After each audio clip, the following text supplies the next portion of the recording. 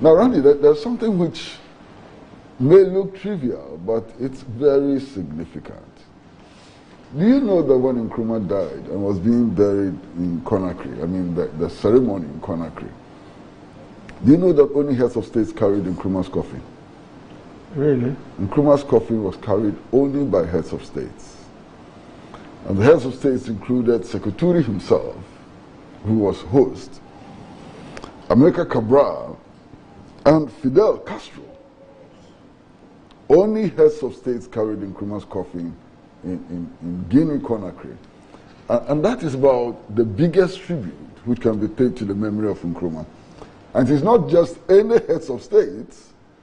These were distinguished heads of states who had earned their rank in the national liberation struggle and in the struggle to build a new world on the foundations of justice and equality for everybody. I mean, all the heads of states who carried Nkrumah's coffin. Now, it's also significant that perhaps Nkrumah is the only person in living memory to have been head of state of two countries. He was head of state of Ghana and eventually became head of state of Guinea. I've traveled a bit to Kenya. Kenya, which has not been a revolutionary country, never been a revolutionary country. You still find the monuments to Nkrumah and so on. I went to the Heroes Park in Havana, Cuba. The first time I went to the Heroes Park in Havana, Cuba, to my pleasant surprise, the monument to Nkrumah is outstanding, you understand?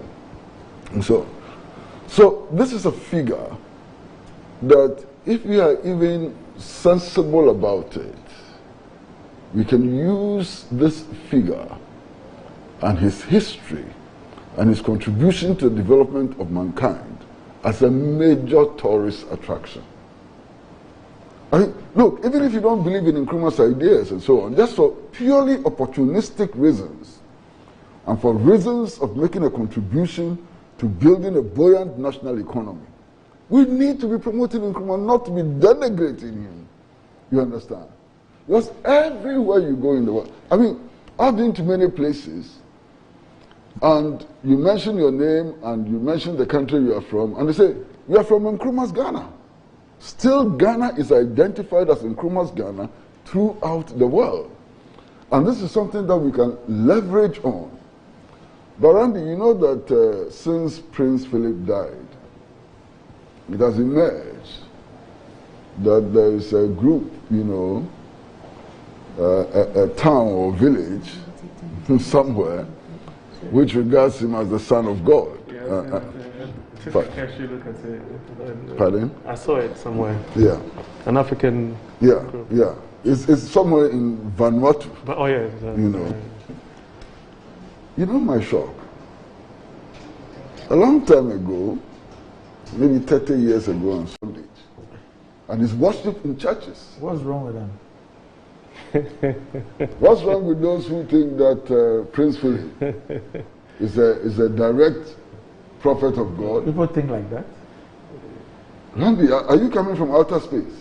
No. There have been documentaries of the BBC. Anyway, it shouldn't be surprising. I mean, there are quite a number of idiots in this world, so that's fine. Well, don't call them idiots yet. I think they are too. I think they are. Well, there are people who believe that Emperor Haile Selassie is a direct descendant of God, and so on. We are all children of God. Yeah. But that's where this thing has been carried to. You know, the most important thing is that for Africans around the globe, for people who have certain values and so on, Nkrumah is an icon, you know, and is a huge icon for liberation. And it is not by accident that actually listeners, not of the Russian news agency, listeners not of the Cuban National Radio and so on, listeners of the British Broadcasting Corporation actually voted massively to declare Nkrumah as the African of the millennium. Yeah. That speaks a lot. That speaks ahead a lot. of Mandela. Ahead of everybody. Ahead of every black person. In fact, ahead of Toussaint Louverture. Toussaint Louverture, who established the first independent black republic in the world. Nkrumah is placed ahead of Toussaint Louverture. In fact, Toussaint Louverture, who defeated the army of Napoleon, and so on. That speaks volumes. That speaks volumes, you know. And I've always said that those who attempt to denigrate the achievements of Nkrumah and his stature in the world, you know, are kicking their feet against a rock. And if you kick your feet against a rock, the only thing which gets destroyed in the end is your feet and not the rock. The rock of Nkrumah would be there for many years to come. And it will continue to serve as a guiding post to the struggles of all peoples for independence, for economic freedom, and for a new society founded on the foundations of deeper democracy and social justice.